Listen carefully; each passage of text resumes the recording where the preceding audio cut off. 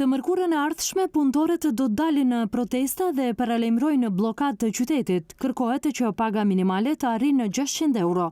Kryetari i lidhjes së sindikatave thotë se rritja e pagës minimale është e domosdoshme, pasi pragu i varfërisë në vend është 31.200 denar dhe se 33% e 540.000 të punësuarve marrin paga nën këtë prag, përkatësisht shkojnë në punë, por mbeten të varfër.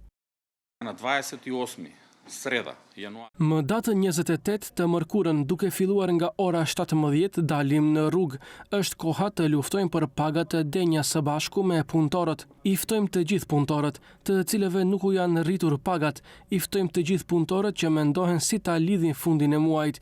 I ftojmë të gjithë punëtorët që janë mashtruar nga pronarët, menaxherët, drejtorët, funksionarët, kryeministrat, ministrat e kështu me radhë, se do t'u arrisim pagat, por nuk e kanë bërë, të na bashkohen në rrugë.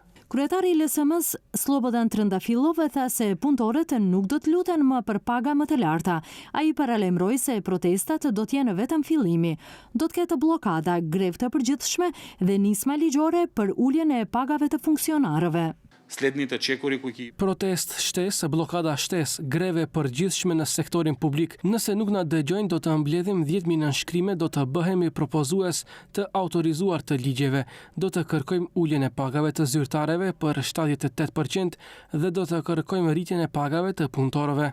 Protesta do të fillojë para shtëpisë së punëtorëve, përkatësisht para godinës së LSM-s, për të vazhduar më pas drejt kuvendit, odës ekonomike dhe do të përfundojë para qeverisë.